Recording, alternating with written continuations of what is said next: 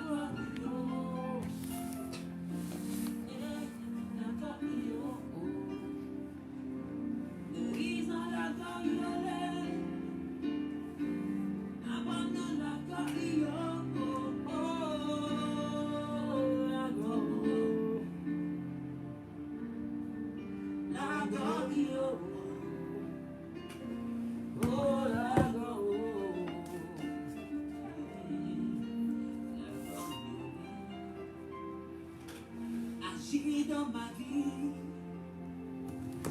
je suis si fatigué. Autour de moi n'est que calomnie, hypocrisie.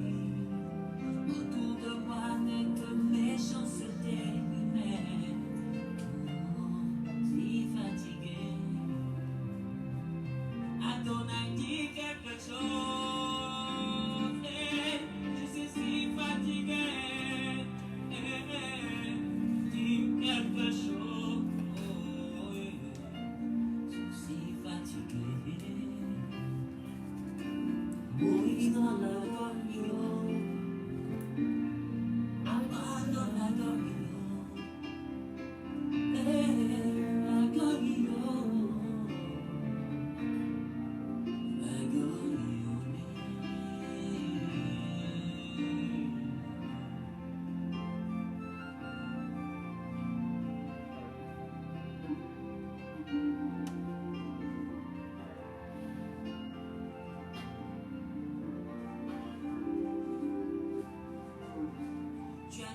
Dans ta parole que tu mettras la différence entre ceux qui t'adorent et ceux qui t'adorent pas. Tu mettras la différence entre ceux qui te prêchent et ceux qui te prêchent pas. Tu mettras la différence entre ceux qui espèrent en toi et ceux qui n'espèrent pas. Je crois en toi, je souffre. Autant je te chante, je souffre. Autant je te prie, je souffre. Autant je te prêche, je souffre. Yahweh, je t'adore, je souffre. Fais changer ma condition, Yahweh. Fais changer ma vie. Viens changer ma situation, ton avis, viens changer mon style de vie. Oh, oh, oh,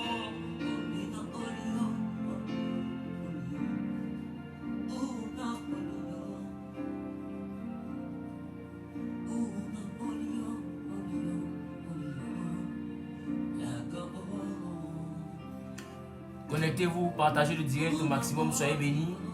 Soyez bénis, que la paix et la grâce de Dieu soient avec vous. J'espère que vous avez bien dormi. J'espère que vous avez bien dormi. Que le Dieu sacré des Hébreux que nous servons avec persévérance vous bénisse puissamment, vous élève et vous donne un témoignage extraordinaire au nom suprême de Jésus. Je suis content vraiment de vous retrouver en vie surtout. Le plus important c'est ça. Il faut d'abord être en vie avant d'espérer avoir autre chose. Il faut être d'abord en vie avant d'espérer avoir autre chose. Dis seulement un mot pour que ma vie ne soit plus la même. Dis seulement un mot pour que ma vie ne soit plus la même. Tu as dit la déçoit est vue. Tu as dit lumière soit.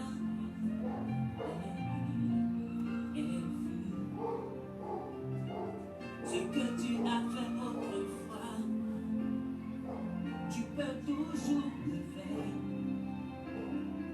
Ce que tu as fait autrefois, et tu peux toujours le faire. Alors, dis seulement les mots pour que ma vie ne soit plus la même. Dis seulement un mot. Que ma vie ne soit plus la même. Dis seulement un mot, que ma vie ne soit plus la même.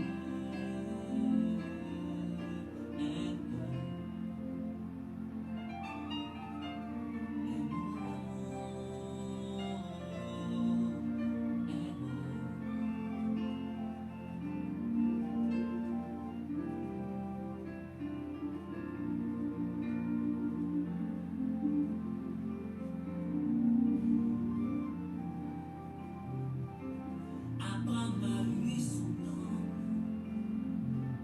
Jacob a eu son nom, Moïse a eu son nom. Maintenant, c'est mon temps de régner. Jacob a eu son nom, Isaac a eu son nom. Les autres ont eu leur temps, ils ont rien aujourd'hui.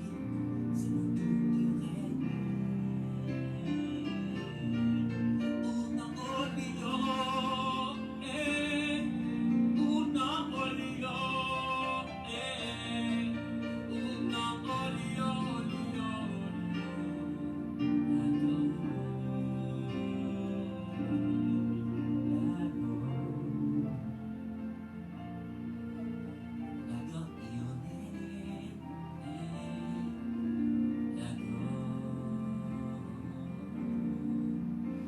Je suis en train de partager, donc partagez aussi.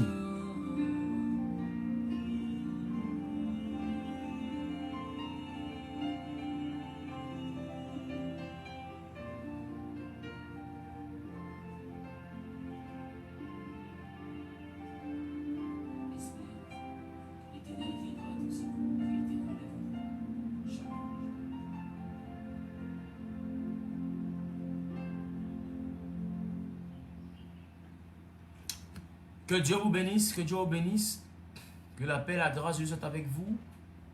Je veux bénir vraiment Dieu pour ta vie, je veux bénir Dieu pour tout ce qu'il a rendu possible dans ta vie et surtout pour cette merveilleuse journée qu'il nous donne de pouvoir vivre, voilà, dans sa présence. Que le nom du Seigneur soit béni. Je vous salue tous autant que vous êtes, voilà, je vous salue tous autant que vous êtes. Que Dieu ne cesse de vous bénir, que Dieu ne cesse de vous remplir, que Dieu ne cesse de vous élever, que Dieu ne cesse de vous envoyer à vivre des exploits au nom de Jésus-Christ, notre Seigneur et Sauveur personnel. Voilà, je veux apprécier Dieu pour cette opportunité qu'il me donne de pouvoir traiter encore à nouveau en ce qui concerne le thème que nous abordons et qui est le sujet de notre jeûne qui a débuté depuis mercredi, le jeûne de 6h à 14h. Et par la grâce de Dieu, aujourd'hui, nous sommes au dernier jour. Je vous salue tous et je vous salue toutes dans le nom suprême de notre Seigneur Jésus. Et hier, j'ai eu le temps de traiter, sinon de vous présenter la malédiction, la répétition, la limitation qu'il y avait au niveau des femmes dans la famille d'Abraham. Pourquoi je dis dans la famille d'Abraham? Parce que Abraham, sa femme, Isaac et sa femme, Jacob et sa femme, ces trois grandes familles-là sont toutes parentées. Ça veut dire quoi? Ça veut dire que Abraham, Sarai était sa demi-sœur. Isaac, Rebecca était membre de la famille d'Abraham. Parce que Abraham a demandé à Eliezer de Damas d'aller dans la maison de son père pour prendre une femme. Ça veut dire que dans sa famille, pour prendre une femme pour Isaac. Et voilà comment est-ce que Eliezer de Damas va partir et il va prendre Rebecca après qu'elle eut réussi le test où selon lui, la femme qui devrait être l'épouse de son maître Isaac devrait lui donner à boire à lui et aussi au chameau. Quand Rebecca réussit ce test, Isaac part dans la maison d'Abraham et puis il fait du bien, il donne les présents, il prend Rebecca et elle va épouser Isaac. Ça veut dire qu'ils étaient parentés. Quand je prends le temps de regarder aussi Jacob, Jacob a volé la bénédiction d'Ésaü et la Bible dit que pendant que Jacob volait la bénédiction d'Ésaü, il va se passer une chose. Il va se passer que Ésaü n'étant pas là, à son retour, il va s'irriter. Il sera fâché et il va dire qu'il va résoudre plutôt tuer Jacob dès que son père meurt. La Bible dit, la mère de Jacob, ayant entendu ce qui se racontait contre son fils, va dire à son fils de partir à Padam Aram, dans la maison de leur père, chez son oncle qu'on appelle Laban. Et la Bible dit que quand Jacob arrive chez son oncle, ça veut dire que les filles de son oncle sont ses cousines. Quand Jacob arrive chez son oncle, Jacob voit une belle jeune fille. Son nom, c'est Rachel. Elle a une grande sœur qu'on appelle Léa. Et la Bible dit, Jacob est tombé amoureux de Rachel. N'ayant pas de quoi payer la dot, Jacob va donc décider de travailler pendant 7 ans sans salaire afin que son travail soit la dot qui lui permettrait d'épouser Rachel. 7 ans après, on le double et il ajoute 7 autres années, mais parce qu'il voulait marier Rachel. Ça veut dire que Rachel et Léa, les deux femmes de Jacob, sont ses cousines. Donc ça veut dire que nous sommes dans une famille qui est la grande famille d'Abraham, de laquelle ils ont tous pris leurs femmes et de laquelle ils sont tous sortis. Est-ce que vous me suivez? Si vous me suivez, mettez en commentaire, prophète, on te suit. Je vais te faire remarquer que Dieu, quand il rencontre Abraham pour le premier couple, il lui promet d'être le père de plusieurs enfants, d'une grande nation. Pour moi, c'est parce que Abraham a un problème d'enfantement. Mais je réalise plus tard, en Genèse chapitre 17, Dieu maintenant est plus explicite auprès d'Abraham. Parce qu'Abraham a eu un enfant de Hagar. Et il dit que Ismaël vive devant ta face dans le livre de Genèse chapitre 17. Et Dieu lui dit, Ismaël vivra. Mais la grande nation, c'est Sarah ta femme qui va l'enfanter. C'est Sarah qui deviendra une grande nation. Et toi, elle sera la mère et des rois sortiront d'elle.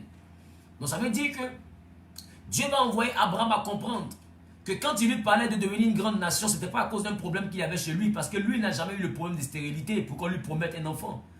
Mais le problème de stérilité est au niveau de sa femme. Voilà pourquoi quand Abraham est allé vers Hagar, elle a tout de suite enfanté, parce qu'Abraham n'avait pas de problème de fécondité. Donc si Dieu a fait la promesse de donner un enfant, en réalité ce n'était pas à Abraham, c'était à Sarah. Parce que c'est Sarah qui avait le problème.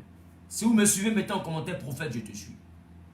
Donc, Abraham n'avait aucun problème de fécondité, mais Sarah en avait. Donc quand il a fait un enfant en dehors de Sarah, Dieu dit l'enfant là va vivre, mais ce n'est pas de cet enfant que je parle. Ce n'est pas l'enfant là qui sera la nation. La nation va sortir de Sarah parce que quand je te promets un enfant, c'est parce que tu n'arrives pas à faire l'enfant. Et parmi vous deux, entre ta femme Sarah et toi, la personne qui est inféconde, c'est Sarah. Alors, c'est elle qui deviendra une grande nation. Hier, on a lu le verset et je sais que beaucoup d'enfants de Dieu ont compris par la grâce de Dieu. Je sais que beaucoup d'enfants de Dieu ont compris par la grâce de Dieu. Alléluia. Est-ce que je parle à quelqu'un? Donc, nous sommes dans ce schéma-là. Et la Bible déclare que Dieu va accomplir 1 an plus tard la promesse qu'il avait faite à Abraham, qui disait que Sarah aurait un enfant. Et cet enfant a été appelé Isaac. Voilà pourquoi on l'a appelé Ilri. Parce que cet enfant était issu d'un miracle. Un miracle qui a fait que Abraham a ri et aussi Sarah a ri. Mais la chose qui me plaît, c'est que quand Abraham a ri, Dieu n'a pas rebondi sur son rire pour dire pourquoi ris-tu? La Bible dit Abraham rit dans son cœur. Et il a dit dans son cœur, est-ce qu'il va naître encore un fils à un homme de 100 ans? Et à Sarai, qui est une femme de 90 ans. Et Abraham parlait ainsi dans son cœur, mais Dieu va lui dire, ta femme Sarah aura un enfant. Mais quand Dieu arrive chez Abraham et que Sarah rit dans son cœur, quand les anges révèlent réellement que Sarah aurait un enfant, la Bible, Sarah aussi a ri au-dedans d'elle. Mais l'ange va dire, pourquoi Sarah? Pourquoi toi tu ris? Pourquoi toi tu ris? Parce qu'en réalité, le miracle pour lequel on se bat, c'est toi ton miracle, parce que c'est toi qui es la stérile. Pourquoi tu te moques de ton propre miracle? Alors quand l'enfant là va venir au monde, tu vas l'appeler Isaac, ce qui signifie il sourit ou il rit. Parce qu'au jour où je t'ai présenté cela, en réalité, tu étais en train de rire. Donc le problème était au niveau de Sarah. Elle était parentée à Abraham, elle n'arrivait pas à enfanter. On va dire que c'est anodin. On va dire que c'est pas ce que le prophète dit n'a pas de fondement. Il n'y a pas de problème. Mais allons-y sur le deuxième couple. Il va encore dans la même maison d'où Sarah est venue et d'où Abraham est venu pour prendre Rebecca, la femme de Isaac. Rebecca arrive. Mais le problème de Rebecca, Rebecca n'enfante pas. Rebecca n'enfante pas. La Bible dit que Isaac va supplier l'Éternel et l'Éternel va l'exaucer et il va rendre Rebecca féconde. C'est alors qu'elle aura la possibilité, qu'elle aura la capacité d'engendrer pour la seule fois des jumeaux qui sont ceux que nous connaissons aujourd'hui, Jacob et Ésaü. Deuxième couple qui vient d'avoir le même problème, où la femme encore a un problème de fécondité. C'était des bornes dans la maison d'Abraham. Des limitations que les femmes ne pouvaient pas franchir. Des limitations qui faisaient que les femmes ne pouvaient pas concevoir. Des limitations qui envoyaient les femmes à être stériles. Alors Rebecca étant frappée de stérilité, la Bible dit que son mari Isaac va implorer, supplier l'Éternel. Et l'Éternel va avoir compassion d'Isaac. Et Dieu va donner 2 fils, Jacob et Ésaü. Quand Jacob arrive dans la dimension du mariage, la Bible dit que son père Isaac va décider de le bénir, sinon de bénir Ésaü, mais il va bénir Jacob par inadvertance parce que Jacob, sous conseil et consigne de sa mère, aurait usé de malice, de ruse, afin d'usurper, de prendre la bénédiction de son frère Ésaü, qui était au champ en train de chasser le gibier. Si vous me suivez, dites prophète, je te suis. La Bible dit que quand Jacob va finir de voler la bénédiction, Ésaü va vouloir tuer Jacob et Jacob va partir chez Laban. Nous sommes dans le 3e couple. Quand il arrive chez Laban, son oncle, ça veut dire que c'est la même famille encore. Parce que Abraham et Sarah sont parentés. Quand il arrive chez Laban, son oncle, qui est la même famille de laquelle Sarah est sortie, qui est la même famille de laquelle Rebecca est sortie, quand il arrive chez son oncle, il voit une belle fille qu'on appelle Rachel. Quand il rencontre Rachel, il tombe amoureux, il décide de l'épouser, il travaille 7 ans pour elle. Mais malheureusement, on lui impose Léa. Il prend Léa de force en mariage parce qu'il l'a déjà connue durant les noces. Et il décide de travailler encore 7 autres années dans le but d'avoir Rachel que son cœur désire. Quand il finit les 14 ans de service, il épouse Rachel. Mais ce que Jacob aperçoit, c'est que Léa était féconde. Mais Rachel avait le même problème que Rebecca. Rachel avait le même problème que Sarah. Rachel était stérile. Elle était bloquée par la stérilité. Elle était inféconde. Et Rachel va décider donc, puisqu'elle voyait que Léa, sa sœur aînée, ne faisait que donner des enfants à Jacob. Rachel va décider de prendre sa servante, comme Sarah avait fait, pour que la servante aille vers Jacob, afin que les enfants naissent sur son pied. et qu'elle puisse avoir une descendance par le ventre de sa servante. Souvenez-vous que Sarah a eu recours à cette méthode-là avec sa servante Agar. Alors Rachel va utiliser la même méthode. Et elle va faire des enfants à Jacob, mais par le ventre de sa servante. La Bible dit qu'un jour, pendant que Léa a eu plusieurs enfants, un jour Dieu va se souvenir de Rachel. Et Dieu va donner réellement à Rachel 2 fils. Le premier fils qu'on appelle Joseph, quand tu dis je suis le Joseph de ma famille, c'est le premier fils de Rachel. Mais regardez, et le dernier fils qu'on appelle Benjamin.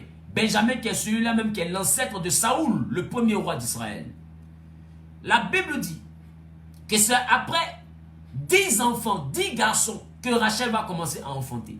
C'est-à-dire que c'est les 2 derniers enfants de Jacob que Rachel a mis au monde.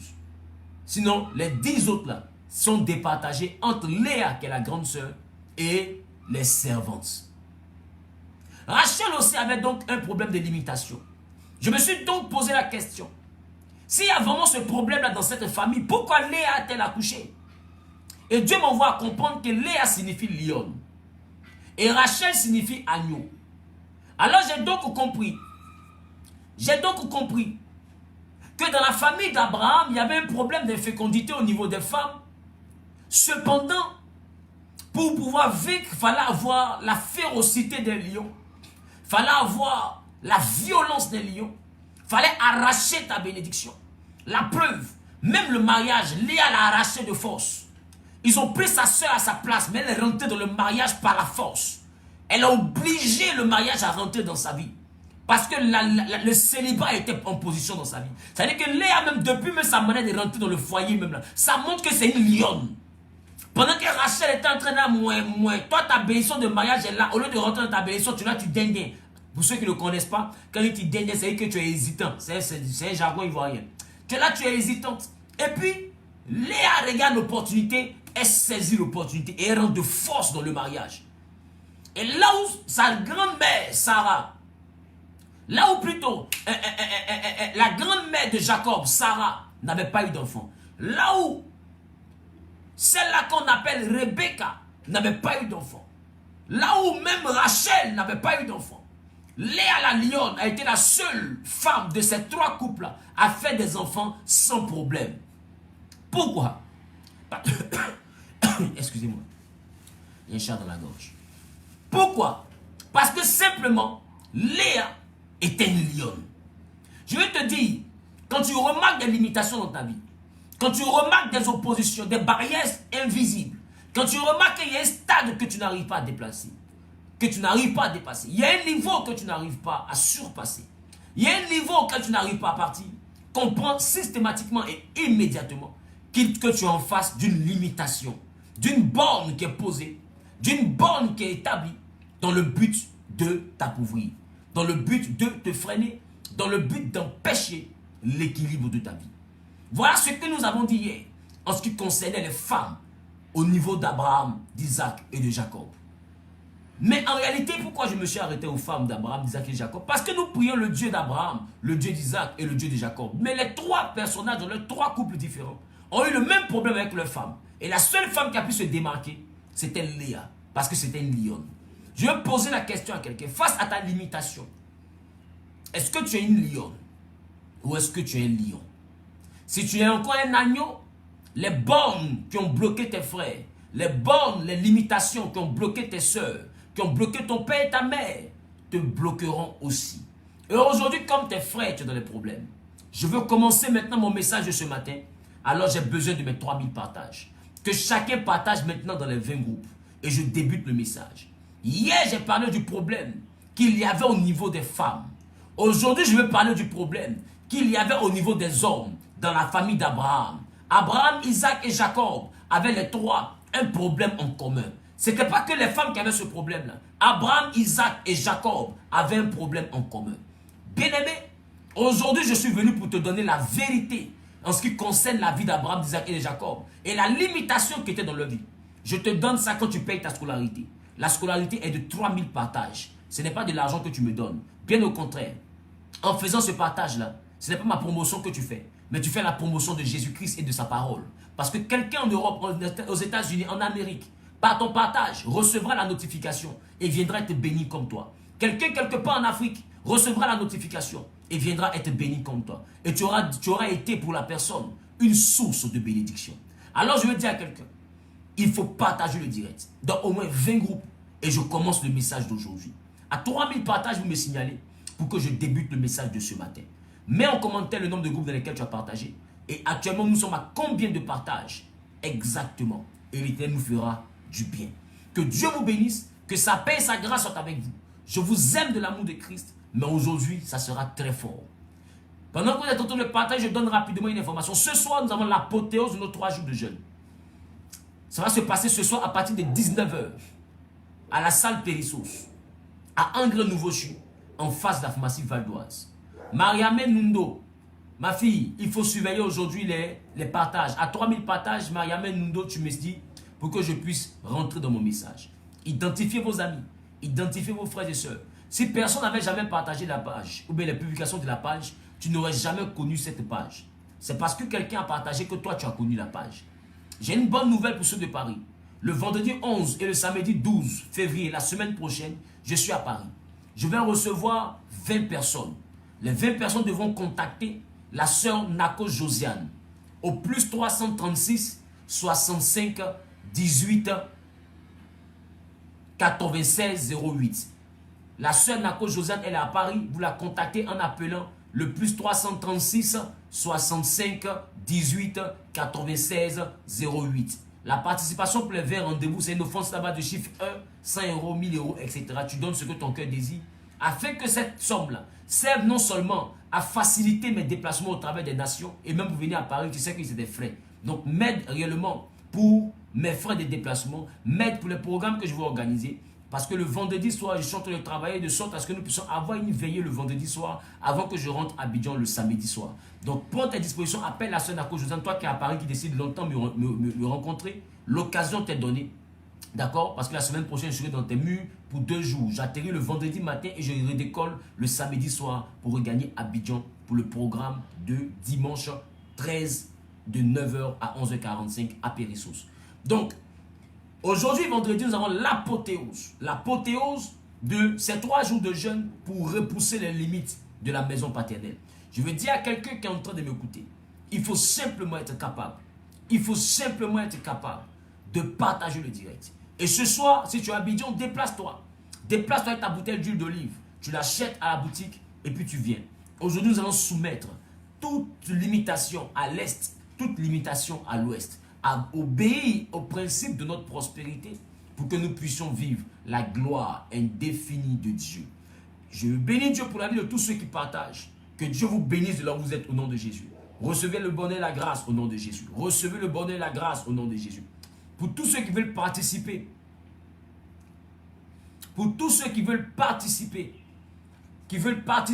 au programme de ce soir, appelez le 07 47 03 33 37. Appelez le 07 47 03 33 37. 07 47 03 33 37. Et ce serait un plaisir de pouvoir partager le programme de ce soir avec vous au nom suprême de Jésus-Christ de Nazareth. Voilà. Que Dieu vous bénisse, que sa paix et sa faveur soient avec vous. À combien de partages nous sommes? À 3000 partages, je commence à travailler. À 3000 partages, je commence à travailler.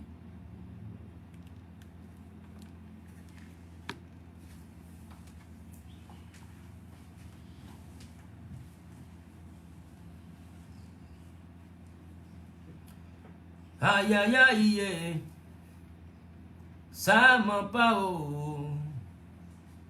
Jésus est puissant. Aïe aïe aïe, ça m'a pas oh. Jésus il est puissant oh.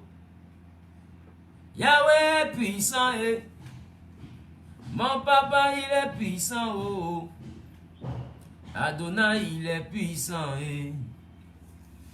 Jéhovah il est puissant puissant oh. Adonai est puissant Partagez le direct, s'il vous plaît. Nous sommes à combien de partages? Mariamène Nudo. Nous sommes à combien de partages? Nous sommes à combien de partages? Bien-aimé, partage parce que je veux te donner une révélation qui sera très forte aujourd'hui. Je veux te donner une révélation qui sera très forte aujourd'hui. Quelque chose de Dieu est sur le point de se produire dans ta vie. Quelque chose de Dieu est sur le point de se produire dans ta vie. Je vais te révéler une profondeur. Parce que beaucoup de personnes sont face à des murs. Quand on leur parle des limitations de famille, ils ont l'impression qu'on est en train de leur inventer des situations. Quand on leur parle des réalités spirituelles, ces personnes ont l'impression qu'on est en train de leur vendre du faux. Mais en réalité, c'est des principes, c'est des choses que même la Bible vous présente, que même la Bible vous révèle. Mais comme vous n'avez pas le discernement, comme vous ne connaissez pas, ne comprenez pas les choses de Dieu, vous avez tendance à même banaliser le surnaturel qui s'opère autour de vous. Mais je veux dire à quelqu'un, à partir de ce programme que nous sommes en train d'avoir, ta vision de la vie changera. Pour tous ceux qui veulent participer réellement à la prise des réceptions, à la prise de rendez-vous plutôt, au niveau de Paris la semaine prochaine, nous avons le numéro, parce que je suis à Paris le vendredi et je rentre à Abidjan le samedi. On aura une veillée le vendredi soir et puis je vais recevoir 20 personnes. Vous appelez la sœur Nako Josiane au plus 336 65 18 96 08. L'offrande pour le rendez-vous est sur la base du chiffre 1. Et quand je parle sur la base du chiffre 1, je parle de 100 euros, 200 euros, 1000 euros, etc. Et cette offrande sera utile pour les voyages que j'effectue dans le cadre du ministère, pour les œuvres caritatives, pour les évangélisations qu'on organise. Et puis l'Éternel nous fera du bien. Tu auras ainsi contribué, voilà, à l'avancement de l'œuvre de Dieu. Parce que quand je me déplace pour aller en Europe, ça coûte vraiment cher. Voilà, et puis je veux aujourd'hui, cette fois-ci, passer aussi en Suisse, peut-être la semaine qui va suivre, passer en Suisse pour mes enfants de la Suisse, passer en Belgique. Donc, je veux, par la grâce de Dieu, pouvoir partir à Paris la semaine prochaine et la semaine d'après, partir pour la Suisse, la semaine d'après, partir pour la Belgique et puis ensuite, chaque semaine, je ferai un pays. Et ensuite, commencer aussi au niveau des pays africains, le Burkina, le Cameroun, le Gabon, le Congo. Voilà. Donc, chaque semaine, je vais visiter un pays en 2 jours. Je vais le vendredi ou le jeudi et je reviens le samedi sur Abidjan pour faire le culte avec vos frères ici à partir de 9 h jusqu'à 11 h 45 à Hongrie, Nouveau Surface, la pharmacie Val d'Oise. Donc, il est important que tu prennes tes dispositions en vue également de participer à toute cette atmosphère de prière. Que Dieu te bénisse. On est à combien de partages, s'il vous plaît? À 3000 partages, je monte le mercure. À 3000 partages, je monte le mercure. À combien de partages nous sommes? Partage dans au moins 20 groupes. Et je prophétise, je déclare et je décrète que toute limitation qui est en face de toi te quitte au nom suprême de Jésus. Que rien ni personne ne soit capable de bloquer ta vie et d'empêcher ta vie de voir la gloire de Dieu. Celui ou celle qui me dit Amen ou bien est propriétaire de cette parole au nom suprême de Jésus-Christ de Nazareth. Que le bonheur et la grâce ne cessent de vous arroser. Que le bonheur et la grâce ne cessent de vous arroser. Que le bonheur et la grâce ne cessent de vous arroser. Au nom suprême de Jésus-Christ de Nazareth. Au nom suprême de Jésus-Christ de Nazareth. Au nom suprême de Jésus-Christ de Nazareth. Au nom suprême de Jésus-Christ de Nazareth. Makata la brakinte lebroché.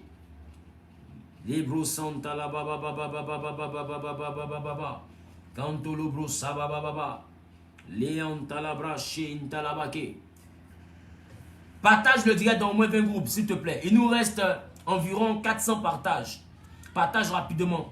Vous savez, ce sont de telles choses qui méritent réellement d'être promues. Parce que majoritairement, on fait la promotion. Majoritairement, on fait la promotion des buzz. On fait la promotion des choses qui n'édifient pas. On fait la promotion des scandales, des choses qui n'édifient pas. Mais il est important qu'on apprenne à faire la promotion de la parole de Dieu. Et de telles atmosphères, c'est important. Je suis aussi en train de partager. De telles atmosphères sont vraiment très importantes afin de permettre à la gloire de Dieu de se déployer dans ta vie. Donc, partage simplement dans au moins 20 groupes. Partage dans au moins 20 groupes. Partage dans au moins 20 groupes. Est-ce que mes enfants de la Suisse sont là? La Suisse et la Belgique. La Suisse et la Belgique. Est-ce que mes enfants de la Suisse et de la Belgique sont là? Est-ce que mes enfants de la Suisse et de la Belgique sont là? Adorons-le, adorons le Seigneur, adorons Yahweh Jireh. Oh, adorons le Seigneur. Alléluia, alléluia. Adorons le Seigneur. Alléluia, alléluia. Adorons le Seigneur. Alléluia, alléluia. Seigneur Jésus, sans toi, je n'ai personne devant moi, sans toi, oh. Je n'ai personne devant moi, sans toi, Je n'ai personne, oh Adonai, sans toi, Léo. Je n'ai personne, oh Yahweh, j'irai sans toi, oh. Je n'ai personne, Jéhovah, sans toi, je n'ai personne devant moi. Devant, je n'ai personne devant moi. Derrière, je n'ai personne devant moi. Devant, je n'ai personne devant moi. Derrière, je n'ai personne devant moi. Sans toi, oh, personne Adonai, sans toi, je n'ai personne, Yahweh, j'irai sans toi, oh. Personne devant moi, sans toi, je n'ai personne devant moi. Devant, n'ai personne devant moi. Derrière, je n'ai personne derrière moi. Devant, je n'ai personne devant moi. Derrière, je n'ai personne derrière moi. Sans toi, je n'ai personne, Adonai, sans toi, oh, je n'ai personne, Yahweh, j'irai sans toi, je n'ai personne, Yahweh, ici, sans toi, oh, je n'ai personne, Adonai, sans toi, oh, je n'ai personne devant moi. Quelqu'un peut chanter avec moi? Oui, on a dépassé les 3000 partages, c'est super. Yahweh, j'irai sans toi, je n'ai personne, Adonai, sans toi, oh, je n'ai personne devant moi, sans toi, Comment une bouteille? Yahweh, j'irai sans toi, oh, je n'ai personne devant moi.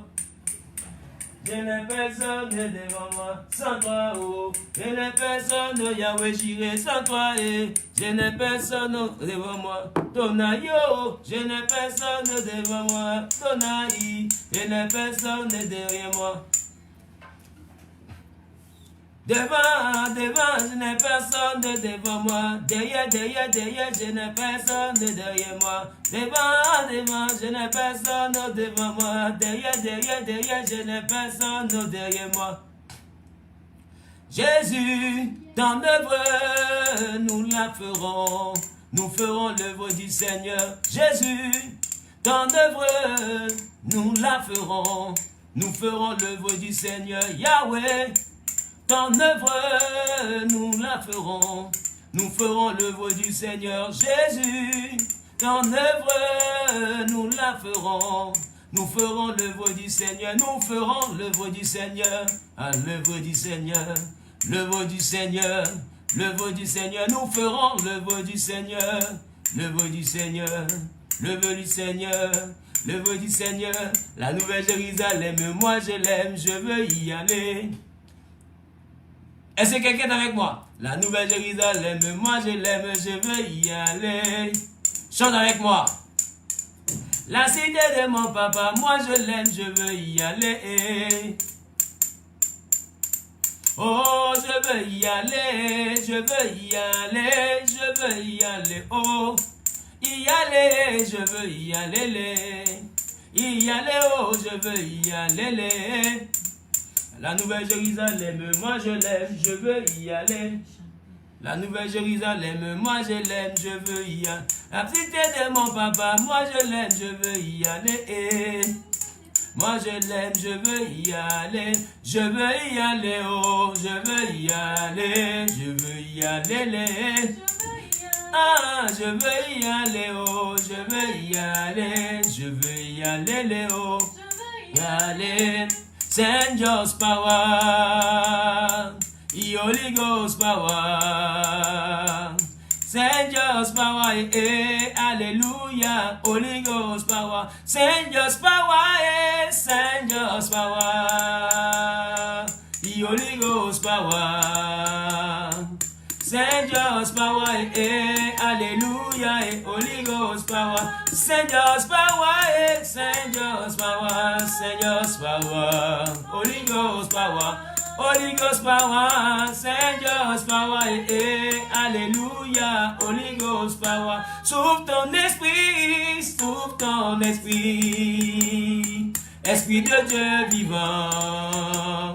Souffle ton esprit encore, alléluia. Souffle ton esprit, esprit de Dieu vivant. Souffle ton esprit encore, alléluia, esprit de Dieu vivant. Quelqu'un dit amen bien. Que Dieu te bénisse, que la paix, la grâce soit avec toi au nom suprême de Jésus. Où que tu sois, reçois maintenant la bénédiction, reçois la grâce, reçois la faveur. Que Dieu te démarque dans ta génération. Que Dieu te démarque dans ta génération, dans ta famille, qui te démarque, dans tout ce que tu entreprends, dans tout ce que tu fais, qui te démarque au nom suprême de Jésus. Celui qui dit amen bien est propriétaire de cette parole au nom suprême de Jésus. Bien-aimé, bien évidemment, nous vivons pour louer Dieu. Nous vivons pour adorer Dieu. Nous vivons également pour célébrer Dieu. Nous vivons pour l'exalter. Nous vivons également pour le magnifier. Nous vivons également pour lui rendre toute la gloire. Et pour lui dédier notre vie, nous devons continuellement, en tout temps, en toutes circonstances, le chanter, le louer, l'adorer, l'exalter.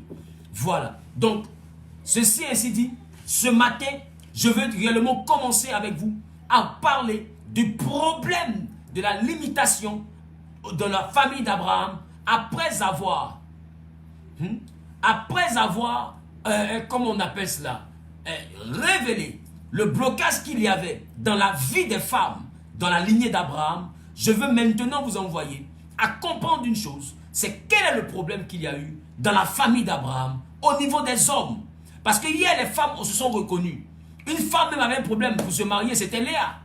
On se comprend? Mais elle a forcé la chose et elle s'est mariée. Toi qui n'arrives pas à te marier, mais dans ta famille, il n'y a pas de mariage. Si tu es violente, si tu te lèves dans la prière, si tu te lèves dans le jeûne, je te dis que Dieu répondra à ta prière par le mariage. Et tu seras l'exception à la règle de la maison de ton père ou à la règle de la maison de ta mère. Tu ne seras pas la répétition de l'histoire de l'échec de ta mère, de l'histoire de l'échec de tes tantes, de tes aînés. Mais toi, tu seras l'exception. Tu te marieras, tu enfanteras et tu verras la gloire de Dieu. Tu vivras une existence heureuse au nom suprême de Jésus-Christ de Nazareth. Aujourd'hui, je vais prendre le temps de parler des hommes. Alors, arrivons au niveau des hommes. Regardez ce qui se passe. Regardez ce qui se passe. Il se passe qu'un homme appelé Abraham, en Genèse chapitre 12, Abraham sera rencontré par un Dieu. Et Dieu va lui dire, sors de la maison de ton père, sors de ta patrie, sors de ton pays, va dans l'endroit où je te montrerai et je te bénirai. Ça veut dire que je te bénirai quand tu sortiras. Aussi longtemps que tu ne sors pas, je ne peux pas te bénir. Il dit, je te bénirai. Je rendrai ton nom grand. Et tu seras une source de bénédiction. Ça veut dire qu'Abraham devait devenir quelqu'un de grand et de puissant. Mes frères et sœurs dans le Seigneur, Abraham avait un problème. Il était dans la maison de son père. Sous la couverture de la maison de son père. Dans l'atmosphère de cette maison. Il était impossible à Abraham de voir la gloire de Dieu. Dieu lui demande de sortir de la maison de son père. Et d'aller vers un endroit que lui, Dieu lui montrerait. Abraham décide d'obéir. Mais je vais t'envoyer à remarquer que tant qu'il ne sortait pas de la maison de son père, quand Dieu dit sors, c'est-à-dire va au-delà des limites de la maison de ton père. Va au-delà des bornes de la maison de ton père. Va au-delà du territoire de la maison de ton père. Parce que la maison du père est un territoire. Il y a des gens pour qui la maison du père est un territoire où on ne travaille pas. Pour qui la maison du père est un territoire où on ne voyage pas. Pour qui la maison du père est un territoire où on ne se marie pas. Pour qui la maison du père est un territoire où on ne prospère pas. Il y a des gens pour qui la maison du père est un territoire où on n'enfante pas. La maison du père est un territoire où on n'a pas longue vie. On meurt de manière bizarre, par des accidents, par des maladies, de manière bizarre, par des crises cardiaques, par des choses compliquées à expliquer. Il y a des personnes pour qui la maison du père constitue également un blocage. Où tout le monde réussit mais pas toi. Où tout le monde prospère mais pas toi. Où tout le monde avance mais pas toi. À telle enseigne que des fois tu arrives à un point de te demander où est l'Éternel. Est-ce que Dieu existe vraiment? Abraham avait un problème. Son problème, c'était la circonférence. C'est la superficie, le lieu, l'atmosphère de la maison de son père. Il lui fallait sortir de ce lieu pour voir la gloire de Dieu. Il lui fallait sortir de ce lieu pour voir la main de Dieu. Quelqu'un met en commentaire, je sortirai de la maison de mon père. Alors je me suis dit, Abraham est sorti de la maison de son père. Alors Abraham va enfanter. Mais bizarrement, quand Abraham sort de la maison de son père, je remarque une chose. Abraham arrive dans un territoire qu'on appelle Canaan. Souvenez-vous que Dieu a dit à Abraham, ce territoire je le donnerai à toi et à ta descendance. Donc Canaan est le pays où coule le lait et le miel.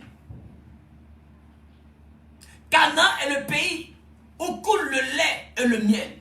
Donc Canaan est censé être un endroit d'abondance. Canaan est censé être un endroit d'élévation. Normalement, quand Abraham arrive à Canaan, il n'a plus de problème. Vrai ou faux? Si c'est vrai, tu mets en commentaire, c'est vrai. Normalement, quand Abraham arrive à Canaan, il n'a plus de problème. Parce que Canaan, c'est la terre que Dieu lui a promis. Dieu dit, je te bénirai dans le pays que je te montrerai. Mais bizarrement, Dieu lui montre un pays. Abraham arrive dans ce pays-là. Au lieu de voir la bénédiction, Abraham voit la famine. Mais qu'est-ce qui se passe? Au lieu de voir la bénédiction, quand il arrive à Canaan, Abraham voit plutôt la famine.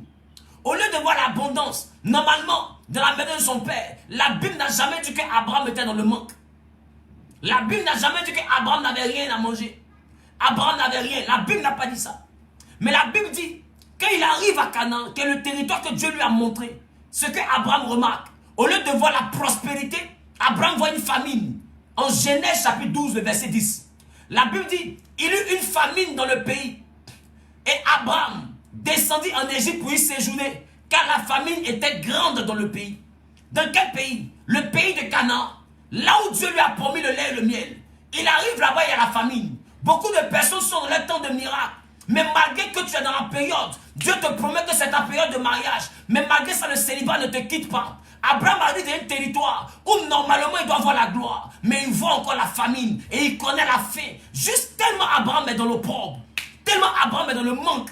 Abraham se retrouve à commercialiser sa femme. Il se retrouve à laisser sa femme. Il dit, Marie Pharaon, pour qu'on me traite bien et que je vive à cause de toi. Ça veut dire qu'Abraham est en train de dire, ma vie désormais dépend de ma femme. Je veux donner ma femme à quelqu'un pour avoir au moins de quoi manger, pour avoir de quoi subvenir à mes besoins. Or, c'est que je comprends, depuis le début, Abraham n'a jamais eu besoin de vendre sa femme. Il vivait dignement avec sa femme. Ils n'avaient pas d'enfants, mais ils n'étaient pas en train de vendre sa femme non plus pour avoir de quoi manger. Oh, je veux parler de la famille d'Abraham. Est-ce que quelqu'un met en commentaire prophète parle? Quelqu'un met en commentaire prophète parle et je parle. Je veux parler de la famille d'Abraham. Quelqu'un met en commentaire prophète parle et je parle. Abraham est arrivé à un niveau où il était obligé de vendre sa femme. J'ai envie de te dire, un homme peut ne rien avoir.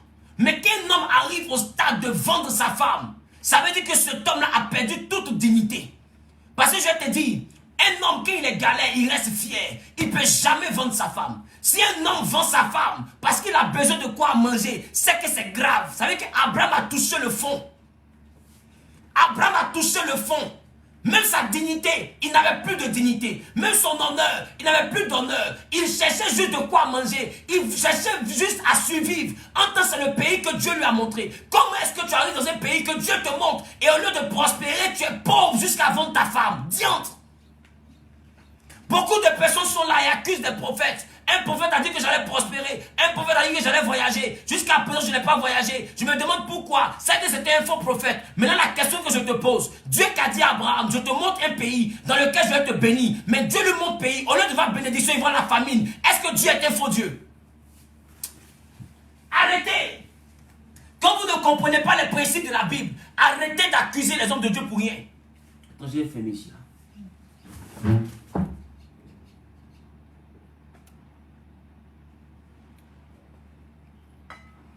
Est-ce que quelqu'un est là? Quand vous ne comprenez pas les principes de la Bible, arrêtez d'accuser les hommes de Dieu. Arrêtez de parler contre les hommes de Dieu.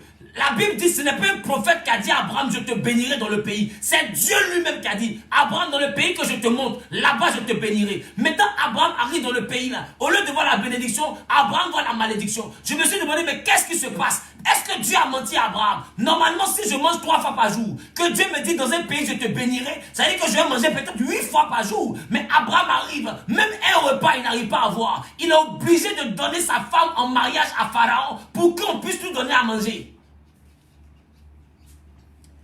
je lis ma Bible, Abraham n'avait jamais fait ça auparavant. Même qu'il habitait dans la maison de son papa, il n'avait jamais vendu sa femme. Mais il arrivait à un point où il dit, femme, il faut prendre. Mais donne-moi manger, Pharaon. Je veux manger. Parce que Dieu m'a dit qu'il va m'envoyer dans un pays où je vais avoir de quoi manger. Il y aura le lait, il y aura le miel. Je suis arrivé là-bas, c'est la famine, j'ai croisé. Oh, je n'ai rien vu. J'ai l'impression qu'il y a un problème. Alors, prends ma femme, donne-moi manger. Aïe! C'est trop fort ce que j'explique.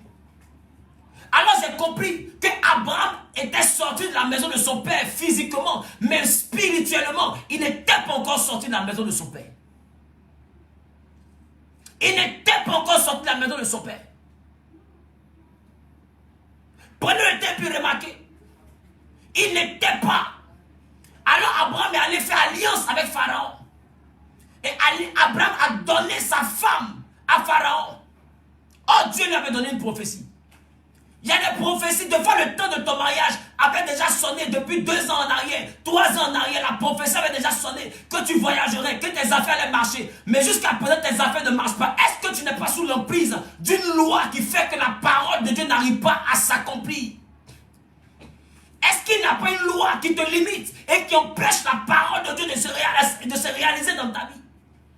Est-ce qu'il n'y a pas un décret qui parle contre toi? Partage le direct. Il faut identifier tous tes frères. Identifie tes amis parce que l'heure est grave. Je vais monter le mercure, mais par la parole de Dieu. Je suis un prédicateur et gladiateur de l'évangile. Est-ce qu'il n'y a pas un problème dans la maison de ton père? Tu as déménagé, tu n'es plus en Afrique, mais est-ce que ton âme n'est pas encore dans ton village? Est-ce que ton mariage n'est pas encore dans la case du village? Est-ce que ta vie n'est pas encore dans la forêt sacrée? Est-ce que ta vie n'est pas encore au niveau des eaux du village? Parce que quitter la maison de son père, ce n'est pas quitter la villa de son père, ce n'est pas quitter la duplex de son père, mais c'est quitter l'atmosphère spirituelle de la maison du père. Beaucoup de personnes ont déménagé, mais n'ont jamais quitté la maison de leur père. Abraham a déménagé, mais il n'a pas quitté la maison de son père. Alors dans le lieu où Dieu lui a montré, au lieu de voir l'abondance, Abraham a vu la famine. Il a vendu sa femme. Et si vous savez que c'est à cause d'Abraham que Israël s'est retrouvé en captivité en Égypte. Parce qu'Abraham a reçu de l'argent comme étant le principe de la dot pour donner à Pharaon le droit de coucher avec la femme qui était sa sœur. Donc Pharaon a marié Sarah dans la main d'Abraham. Pharaon a marié Sarah dans la main d'Abraham. À cause de ça, il lui a donné des serviteurs, des servantes, parce que sa soeur était belle. Il lui a donné des serviteurs, des servantes et beaucoup d'argent. Abraham est devenu quelqu'un de considéré en Égypte, parce que c'est celui que Pharaon a déposé la dot. Et la Bible dit que le jour où Pharaon a voulu coucher avec Sarah, Dieu va lui dire, ne touche pas cette femme. Celui chez qui tu as payé la dot, là, ce n'est pas son frère, c'est son mari. Mais il a perdu sa dignité. Ce n'est pas son frère, mais c'est son mari. Mais il veut seulement survivre. Ce n'est pas son frère, mais c'est son mari. Il est sous l'emprise de quelque chose. Alors redonne-lui sa femme. Et Pharaon va redonner la femme d'Abraham. Et il va demander à Abraham, est-ce que nous on t'a fait du mal? Pour que tu veuilles attirer sur notre pays un si grand malheur. Qu'est-ce que nous on t'a fait? Pour que tu viennes dire que c'est ta soeur, pendant que tu sais que c'est ta femme, un peu pour peu, j'aurais couché avec elle et tu m'aurais rendu coupable d'un grand péché. Abraham, ce que tu as fait n'est pas bon. Pharaon était un homme bien, mais Abraham n'a pas été vrai avec le monsieur. Et Pharaon étant triste, il va dire à Abraham, tout ce que je t'ai donné là, je ne veux pas que tu me rembourses. Il faut prendre l'argent, il faut prendre ta femme et puis sortir de mon pays. Voilà comment elle les a chassés. Et Dieu même va dire à Abraham, le pays où tu es quitté ici là, tes descendants seront esclaves ici pendant 400 ans. Aïe, aïe, aïe, aïe, aïe. Dieu va dire à Abraham, comme tu es venu vendre ta femme ici, tes enfants vont revenir dans ce pays là. Et puis la dot qu'on t'a donnée là, c'est tes enfants qui vont rembourser ça, mais pas 400 ans d'esclavage. Ça veut dire que Abraham a envoyé châtiment sur ses enfants. En réalité, la captivité du peuple d'Israël était le remboursement de la ruse d'Abraham. Israël s'est retrouvé esclave en Égypte parce que Abraham a pris une dot Et ils devaient les Égyptiens. Donc les Israélites sont venus payer le crédit de leur ancêtre Abraham. Est-ce que quelqu'un me comprend? Sinon, il y a beaucoup de pays. Pourquoi c'est en Égypte ils sont partis être esclaves? Parce que Dieu savait que Abraham était venu ici pour mentir. Et il a pris de l'argent. Dieu ne l'a pas envoyé là-bas. Mais tellement c'était chaud, lui-même il est parti. Je vais te dire, tu peux avoir une grande promesse, mais si tu ne brises pas les limitations de famille, tu risques de te retrouver à vivre dans la compromission. Combien d'enfants de Dieu? On t'a dit que l'année est ton année. Mais tellement c'est chaud sur toi, tu es obligé de supporter un gars qui n'est même pas ton gars. Quelqu'un que tu n'aimes même pas, mais tu le supportes. Pourquoi? Parce que la compromission là, te permet de payer ton loyer. La compromission te permet de t'entretenir. La compromission te permet de régler tes charges. La compromission te permet d'aider tes frères, tes soeurs, ton père, ta mère. Entre-temps, tu as une prophétie, mais tu es obligé de mal vivre pour survivre. Tu es obligé de mal vivre pour survivre, mais je te dis, le problème n'est pas les efforts. Le problème, c'est ce que Dieu a dit. Sors de la maison de ton père. Tu as cru que tu avais obéi. En temps, tu as juste déménagé. Mais tu n'es pas encore sorti de la maison de ton père. Tu n'as pas encore quitté le territoire de ton père. Abraham a déménagé, mais il n'avait pas quitté le territoire de son père. Alors Dieu va envoyer Abraham à payer son comportement. Tout se paye sur terre. Les pointeurs que tu entends de couper, vite ils disparaissent. Je vais te rattraper devant. Ça a rattrapé des enfants devant. On ne se moque pas de Dieu. Quand tu as une prophétie, arrange-toi pour rentrer dans ta prophétie. Mais ne cherche pas à mal vivre pour accomplir ta prophétie. Mais ce n'est pas ça mon sujet. Revenons au sujet de la limitation. Abraham avait donc ce problème. Quelqu'un me comprend, il dit prophète, je te comprends. Abraham avait donc ce problème. Et ce problème-là, commentez au maximum, mettez le cœur, mettez les pouces, afin également que tous ceux qui signalent la vidéo soient voir l'échec. Ils ont commencé à signaler la vidéo. Abraham avait un problème. Je crois que j'ai la peau morte ici. Je crois que j'ai la peau morte ici. Abraham avait un problème. Attendez, je crois que j'ai la peau morte ici.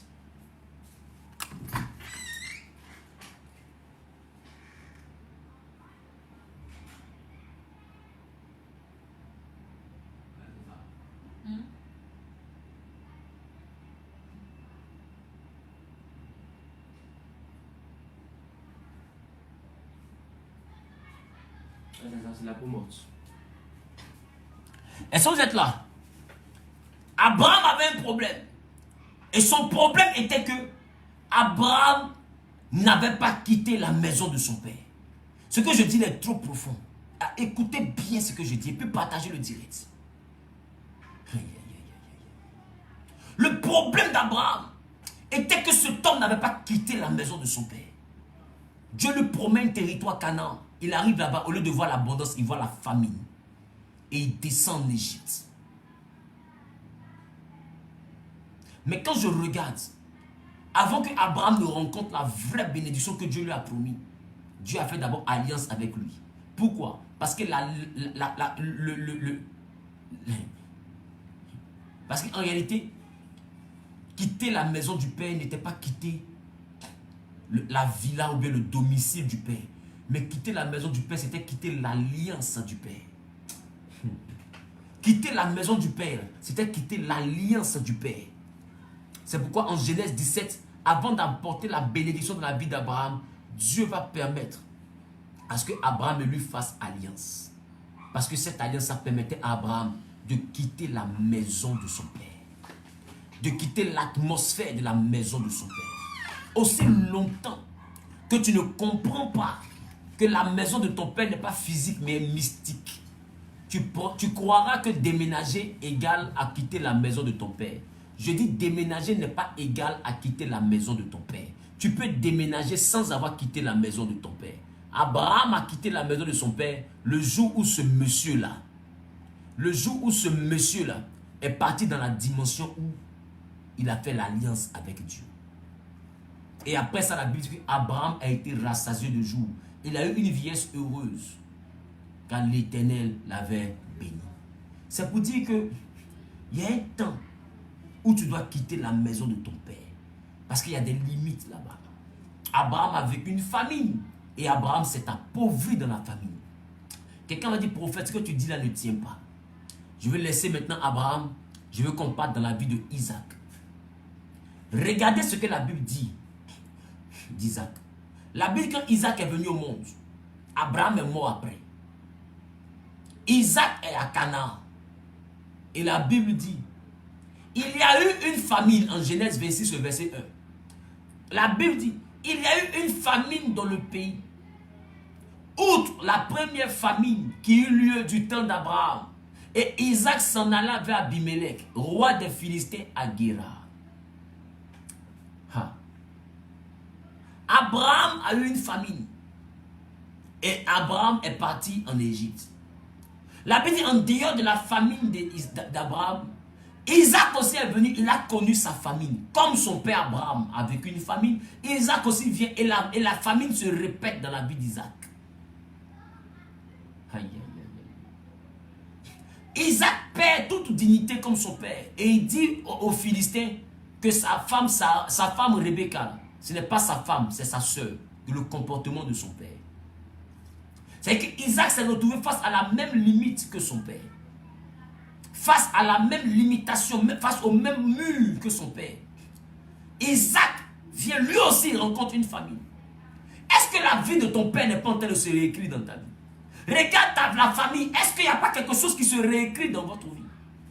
Isaac aussi arrive et il rencontre une famine. Même chose comme au temps de son père. Mais on dit que c'était une famine qui n'était pas la même famine que la famine de son père. Ça veut dire que Abraham a vu sa famine. Isaac vit au monde, lui aussi il a sa famine. Mais c'est que sur les deux là ont eu une famine. Pourquoi est-ce que dans cette famille, parmi les trois personnages, Abraham, Isaac et Jacob, chaque personnage a eu une famine? Pourquoi est-ce que chez vous là-bas, toutes les femmes n'arrivent pas à se marier, les hommes ne prospèrent pas, personne ne réussit? Est-ce que ce n'est pas une famine qui se reproduit dans votre famille? Est-ce que ce n'est pas un problème qui se reproduit dans votre famille? Est-ce que ce n'est pas une loi qui agit dans votre famille? Est-ce que ce n'est pas quelque chose qui parle contre votre famille? Abraham a eu une famine. Isaac aussi arrive, lui aussi il a une famine. Et la famine fait qu'il perd tout. Il perd même sa dignité comme son père. C'est-à-dire que leur famille, là, quand ça arrive, là, on perd tout. Dans la famille d'Abraham, les hommes, là, leur malédiction, quand ça se présente, ils perdent tout. Ils sont même prêts à vendre leur femme pour avoir la vie. C'est une famille de recommencement. Abraham était riche. Mais où est la richesse d'Abraham dans la vie d'Isaac? Où est la richesse d'Abraham dans la vie d'Isaac? Quand Abraham meurt, on a l'impression qu'il est mort avec son argent. Isaac recommence à zéro. Lui aussi, il recommence à zéro. Il monte jusqu'à la famine arrive. Et Isaac a tout perdu. Tout, sans exception. Il était même prêt à faire la même chose que son père. L'histoire se réécrivait dans leur famille. L'histoire de la famine, du manque, de la pauvreté se réécrivait. Abraham prospère, il tombe dans la famine. Isaac aussi monte, il tombe dans la famine. Et les deux arrivent à vendre leur femme. Pourquoi? Parce qu'il y avait un problème dans leur famille. Il y avait une limitation dans leur maison. Il y avait un mal qui rongeait leur maison. Il y avait quelque chose qui venait de leurs origines. Est-ce que je parle à quelqu'un? Est-ce que quelqu'un me comprend? Prends le temps et remarque. Qu'est-ce qui se reproduit dans ta famille? Qu'est-ce qui se reproduit dans ta maison? Qu'est-ce qui revient toujours à l'existence dans ta vie? Quel est le blocage qui te résiste? Il y a quelque chose qui parle contre toi. Prends le temps et remarque, il y a quelque chose qui parle contre toi. Oh, par le feu, par l'Esprit de Dieu. Je chasse et je brise dans ta vie. Toi qui partages dans 5 groupes, toute limitation rattachée à une loi de la famille est brisée maintenant au nom suprême de Jésus. Est brisée maintenant au nom suprême de Jésus. Est brisée maintenant au nom suprême de Jésus. Dis je reçois et tu reçois. Dis je reçois et tu reçois. Dis je reçois et tu reçois. Dis je reçois et tu reçois. Dis je reçois et tu reçois. Au nom de Jésus-Christ de Nazareth. Isaac arrive, il vit la même chose. La vie de son père Abraham s'est réécrite dans sa vie. Il y a des familles où on ne prospère pas. Il y a des familles où tout ce que vous allez faire là, vous revenez à zéro. Vous montez, mais vous vous appauvrissez après. Les gens vont beau avoir l'argent, mais quand ils meurent, là, son argent disparaît. Beaucoup sont là, ils ont vécu une enfance avec un père qui avait beaucoup d'argent. Mais après ça, quand son papa est mort, c'est comme s'il est mort et son argent, tout a disparu. Quand on te demande, mais c'est la fille des temps. La personne qui demande est étonnée. Tu es sûr que c'est son enfant. L'argent a disparu.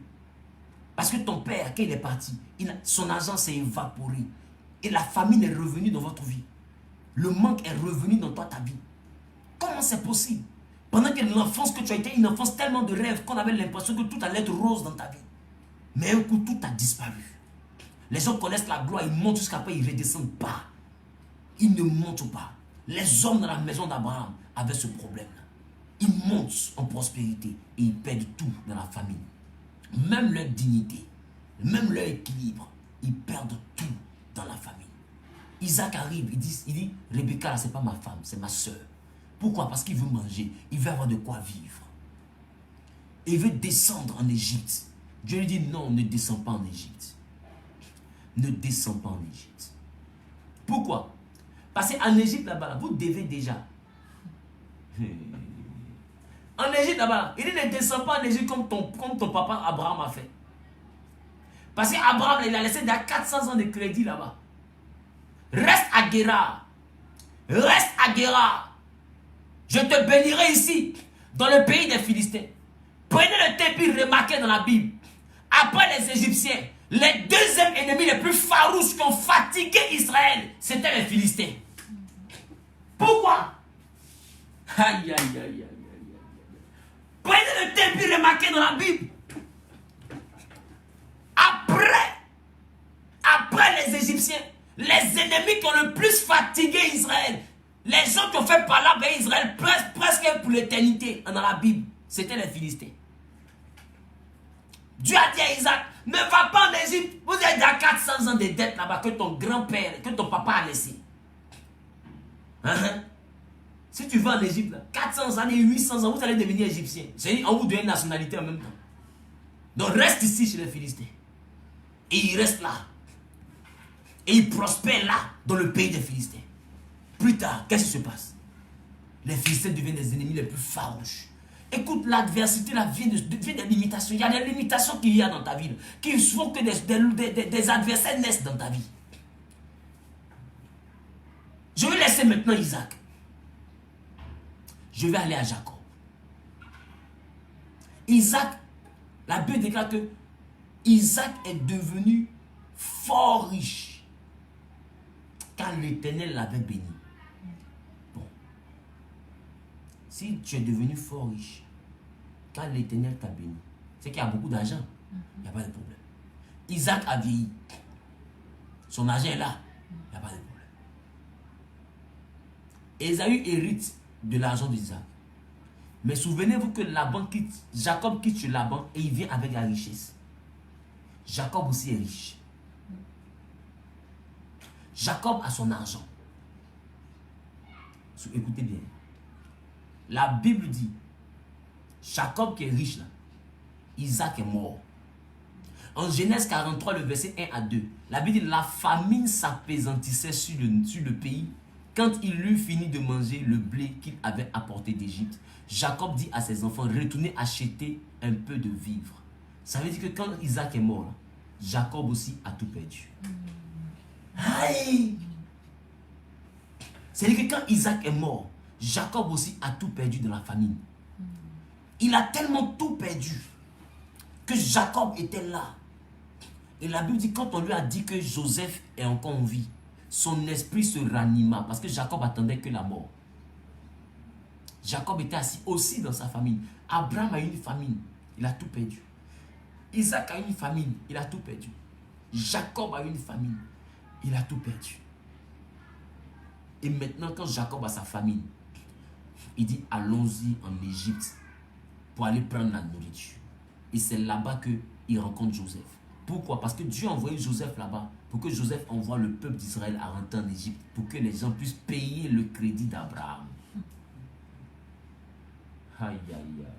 Pour que la prophétie d'Abraham là, qui était que pendant 400 ans ils allaient travailler sans salaire, se réalise. C'est-à-dire que Joseph n'était pas une bénédiction. Joseph était quelqu'un que Dieu a envoyé pour partir payer la dette d'Abraham. Écoutez-moi, je vais vous parler. Et Jacob se retrouve là-bas. Je veux dire à quelqu'un qui entend m'écouter. Qu'est-ce que ta famille doit aux esprits? Parce que tu montes, tu descends, tu as payé. Qu'est-ce que ta famille doit aux esprits?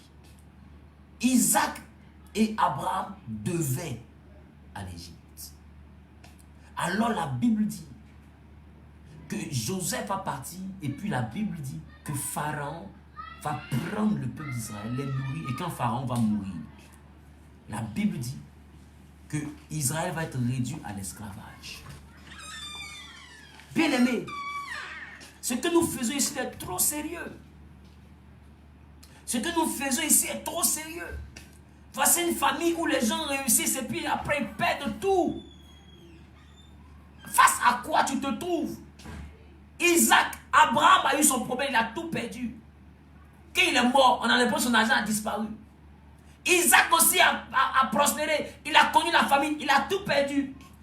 Quand il est mort, on a l'impression que son argent a disparu. Jacob aussi vient, il va chez Laban, il est riche, il revient, mais Jacob rencontre aussi une famine et il a tout perdu. Maintenant, quand les trois là finissent, là, Dieu maintenant les envoie en Égypte pour payer le crédit. Écoute, qu'est-ce qui se passe dans ta famille? Quel problème vous avez avec la famine? Quel problème vous avez avec la prospérité? Quel problème vous avez avec la prospérité?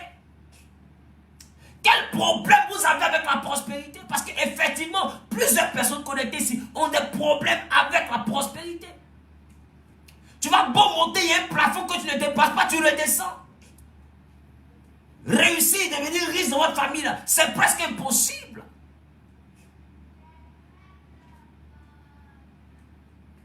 On se comprend? Ceux qui veulent les versets, la famine d'Abraham, Genèse chapitre 12, le verset 10. La famine d'Isaac, Genèse chapitre 26, le verset 1.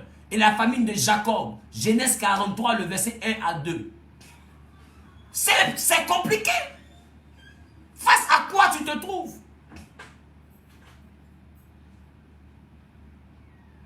Il y a des familles où vous ne pouvez pas travailler, vous êtes intelligent, mais vous ne travaillez pas. Il y a des familles où vous allez beau faire de commerce, ça ne prospère pas. Tout ce que vous faites ne réussit pas. Qu'est-ce que ta famille doit aux esprits? Abraham, leur famille devait à l'Égypte parce qu'Abraham a pris une dot là-bas. Abraham a pris dot là-bas. Quelle est l'échange qu'il y a eu entre ta famille et puis les Égyptiens spirituels qui font réellement que vous devez aux eaux, vous devez à la forêt, vous devez aux cailloux là, vous devez aux serpents là, vous devez à Mamiwata, vous devez à un esprit. Quel est le pacte qu'il y a eu?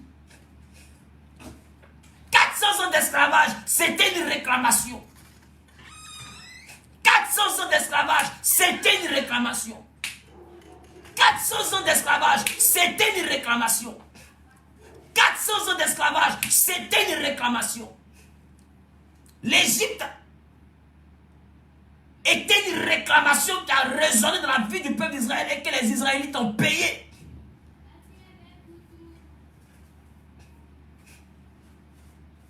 Voilà pourquoi quand les 400 ans sont finis, Dieu dit, j'ai entendu les cris, je me suis souvenu. En réalité, ce qui était irrégulier, Dieu n'a pas dit, je me suis souvenu des 400 ans. En réalité, Dieu s'est souvenu des 30 ans.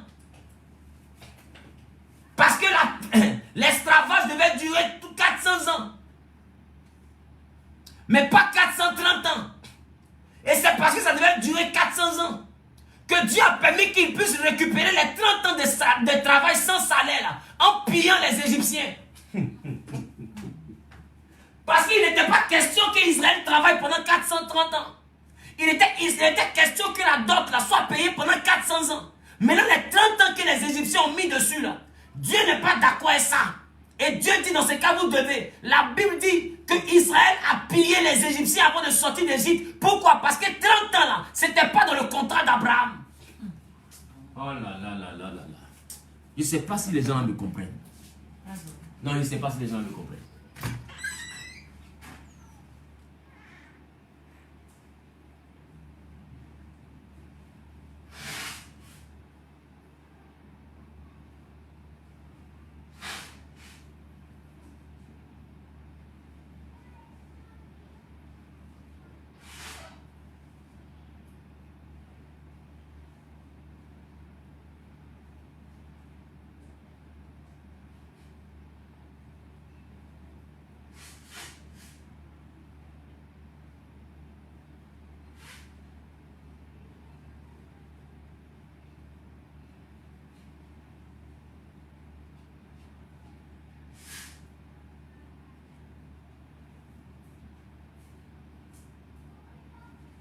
Est-ce que vous êtes là?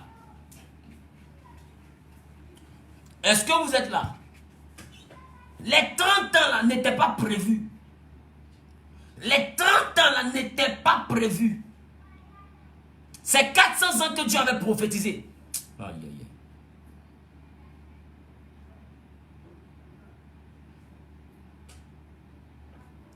C'est 400 ans que Dieu avait prophétisé. Regardez. Regardez. En Genèse chapitre 15, le verset 13. La Bible dit, et l'Éternel dit à Abraham. C'est-à-dire qu'il venait de quitter l'Égypte. Et l'Éternel dit à Abraham, sache, c'est une information, sache que tes descendants seront étrangers dans un pays qui ne sera point à eux. Ils seront asservis et on les opprimera pendant 400 ans. Dieu dit, ils seront asservis et ils seront esclaves. Mais le pays duquel Dieu parlait là, c'était l'Égypte. Cette prophétie-là a sonné quand Abraham a fini de commettre l'erreur de l'Égypte. Dieu lui a donné une information. C'est la première fois et c'est la seule fois où Dieu a donné une prophétie de malheur à Abraham. Pourquoi? Parce qu'Abraham allait prendre une dot pendant que Dieu ne l'a pas envoyé. Et Dieu lui a donné une prophétie de malheur. C'était la seule fois. Chaque fois que Dieu parlait à Abraham, je te bénirai, tu deviendras une grande nation. Je te bénirai, tu deviendras une grande nation. Je te bénirai, tu deviendras une grande nation. Papa, je te bénirai à aller en Égypte pour aller prendre d'autres. Papa, je te bénirai à aller en Égypte pour aller prendre la lourde dot de Jérusalem. Dieu m'a lui dit, sache. Là, Dieu a pris son air sérieux. Dieu a pris son air sérieux. Il dit, sache que tes descendants seront étrangers dans un pays qui ne sera point à eux. Ils seront asservis et on les opprimera pendant 400 ans. Genèse chapitre 15, le verset 13. Ça veut dire,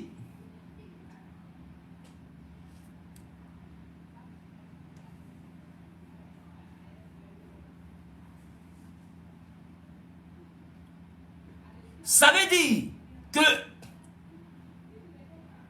les 430 ans n'étaient pas prévus par Dieu. Ce qui était prévu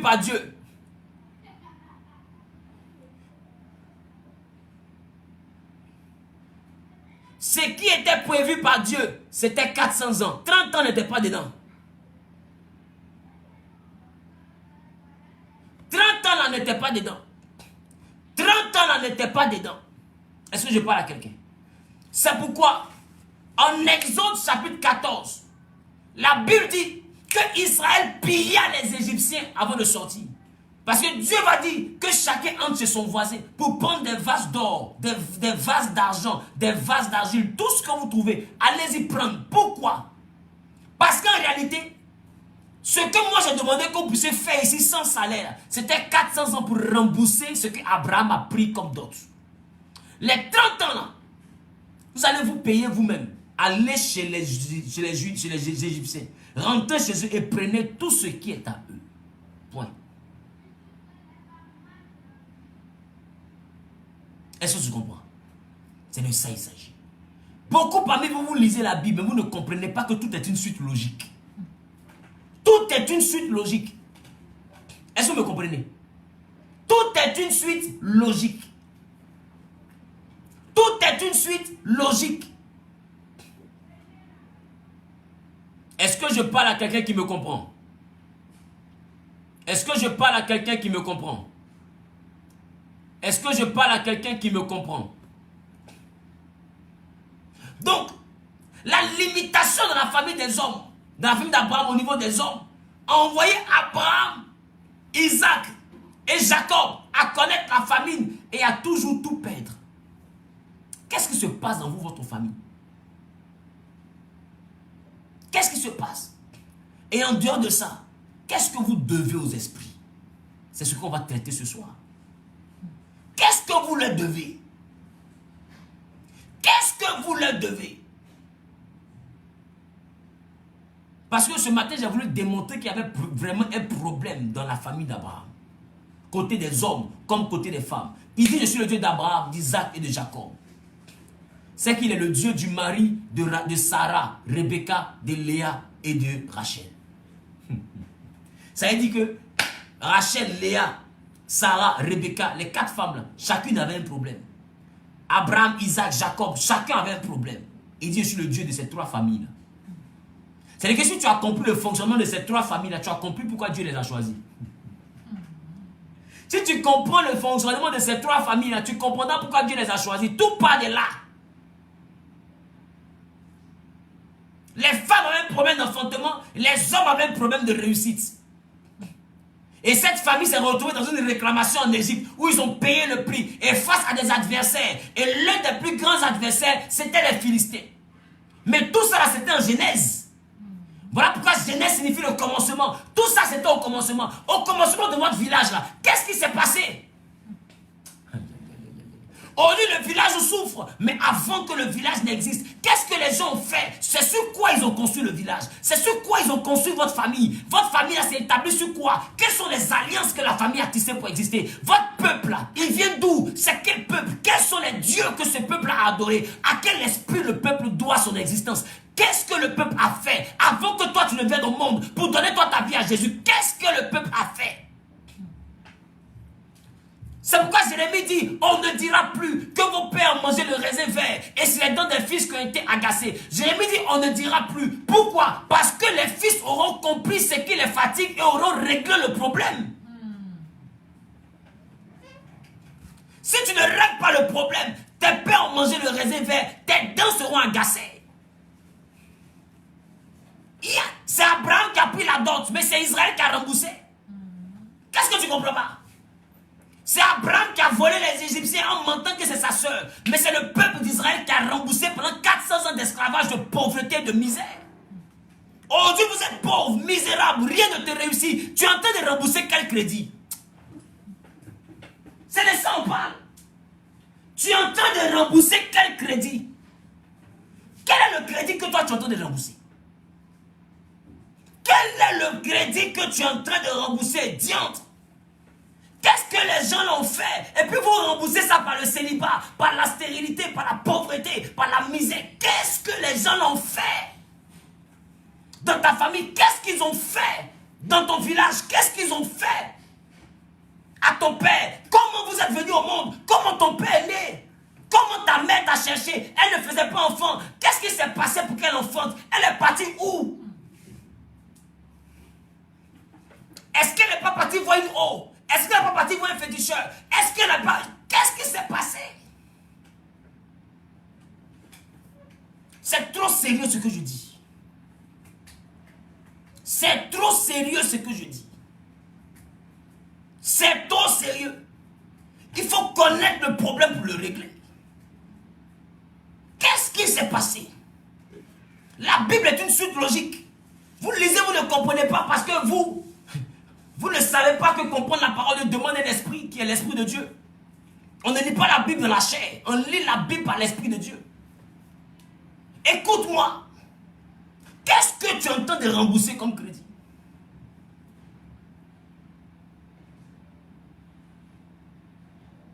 Aujourd'hui, beaucoup parmi vous, vous souffrez inutilement. Parce que simplement quelque chose parle contre vous.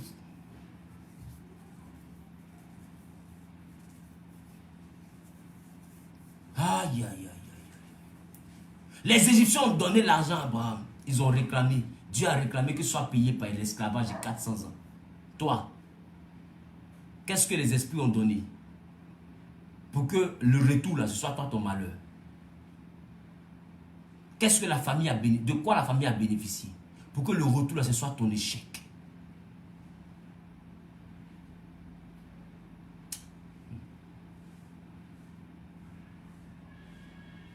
C'est pourquoi finissons ce jeûne là.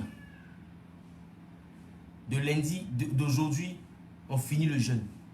Le lundi, on va commencer le jeûne. Le jeûne qui parle de qu'est-ce que je leur dois et comment rembourser. J'ai dit 2022 là, c'est ton année. Le lundi là, on va aborder le thème. Qu'est-ce que je leur dois et comment je dois rembourser. Ah oui. Lundi et mardi. Les parents, là, qu'est-ce qu'ils ont fait? Et qu'est-ce que je leur dois? Comment je dois rembourser ça? Lundi, on va parler de ça. C'est trop sérieux. Lundi, on va parler de ça. C'est trop sérieux. Faut pas jouer avec. J'ai beaucoup parlé, mais je n'ai pas bavardé. Aujourd'hui, il n'y a pas de révélation. Que chacun aille réfléchir. Il n'y a pas de révélation aujourd'hui. Je ne prophétise pas. Va réfléchir, ce que j'ai dit là, c'est trop fort. Va et puis, prends ton temps après, réécoute. Je serai à Paris la semaine prochaine. Et vous qui voulez que je puisse vous suivre spirituellement, simplement, suivez les instructions qui sont là. Vous envoyez simplement votre ville et votre pays au WhatsApp du plus 225 07 08 82 48 76. Ou bien vous envoyez, vous appelez, pour vous qui êtes à Paris, qui voulez me rencontrer la semaine prochaine, j'ai 20 rendez-vous au maximum. Vous appelez la sœur Nako Josiane au 0, plus 336 65 18 96 08. Je reprends. Tous ceux qui sont à Paris qui veulent me rencontrer, j'ai 20 rendez-vous maximum. Plus 336 65 18 96 08. Avec la sœur Josiane. La participation est sur la base du chiffre 1. C'est une offrande qui permettra de soutenir l'œuvre de Dieu. Chiffre 1, ça parle de 100 euros, 1000 euros, etc. Tu donnes selon que Dieu te met à cœur. Mais ce soir, je ne prophétise pas ce matin. Je vous attends le soir pour prophétiser par rapport à ce que j'ai dit aujourd'hui. Comment on va régler ça? On va le faire ce soir. Comment on va régler ça? On va le faire ce soir. Vous tous qui voulez participer à la séance de prière de ce soir, appelez le 07 47 03 33 37. 07 47 03 33 37. Et puis, je me ferai un plaisir de vous recevoir ce soir et de prier pour vous à la fin du temps de prière. Dieu veut t'aider à sortir de ton problème. Il y a quelque chose qui vous fatigue. Ne reste pas à ta place comme si tout va bien. Ça ne va pas. Tu sais qu'au stade où tu es arrivé là, tu as fait tout ce qui est humainement possible. Tu n'as pas trouvé de solution. Je dis, il y a des lois là. Si on ne t'a pas aidé, tu ne peux pas sortir. Et tu ne peux pas t'en sortir. C'est pourquoi il est important que tu prennes tes dispositions pour être présent ce soir, toi qui es à Abidjan. Appelle le 07 47 03 33 37. Et l'Éternel te fera du bien. Et l'Éternel te fera du bien. Ce soir, c'est de 19h à 22h. Déplace-toi, c'est vendredi. Tu quittes le travail de faire à 15h, 16h, 17h. Jusqu'à 19h, tu peux être là. On va prier, on va crier à Dieu. Et Dieu va nous faire du bien. Tu me comprends? Mais il est important que tu sois présent. Il est important que tu sois présent ce soir. Il est important que tu sois présent ce soir. Toi qui es en Europe, qui es aux États-Unis, il est important que tu sois connecté ce soir. On se comprend? Il est très important. Tu veux que je te suive spirituellement? Envoie simplement ton pays et ta ville par WhatsApp au plus 225 07 08 82 48 76. Et je me ferai un plaisir de prier pour toi et de travailler avec toi, de t'aider dans ta marche chrétienne et de t'envoyer à voir la gloire de Dieu se manifester dans ta vie. Comme Abraham, tu as une prophétie, mais ça n'a pas empêché Abraham de refaire des recommencements. Ça n'a pas empêché Isaac de faire des recommencements. Tu dois sortir de la maison de ton père. Ah oui. Tu dois déplacer la borne qui vous fatigue, la limite qui vous fatigue, le blocage, le mur qui vous fatigue. Tu dois le déplacer. Oui, tu as le pouvoir de le faire. Ce soir, on va parler pour étendre nos limites. Le lundi et le mardi, on va travailler pour savoir qu'est-ce que je leur dois et comment je dois rembourser. Qu'est-ce que je leur dois et comment je dois rembourser. Et l'Éternel te fera du bien. Donc ce soir, nous sommes à Angers Nouveau-Chu, en face de la pharmacie Val d'Oise. Nous sommes là-bas, on commence à partir de 19h, mais dès 18h, vous pouvez déjà être sur place. Le numéro à appeler, c'est le 07 47 03 33 37. Et Dieu nous fera du bien. Aujourd'hui, c'est le dernier jour de jeûne de possession. C'est le dernier jour de jeûne de possession. Alors ne rate pas le programme qui aura lieu ce soir. D'accord? Ne rate pas le programme qui aura lieu ce soir. Et Dieu te bénira. Que Dieu te bénisse.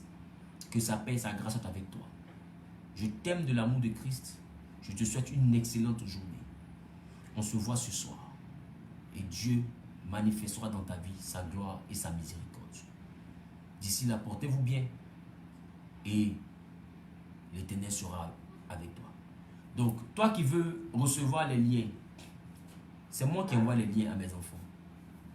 D'accord? Donc, il faut prendre la peine d'envoyer ton pays et ta ville au WhatsApp que j'ai demandé.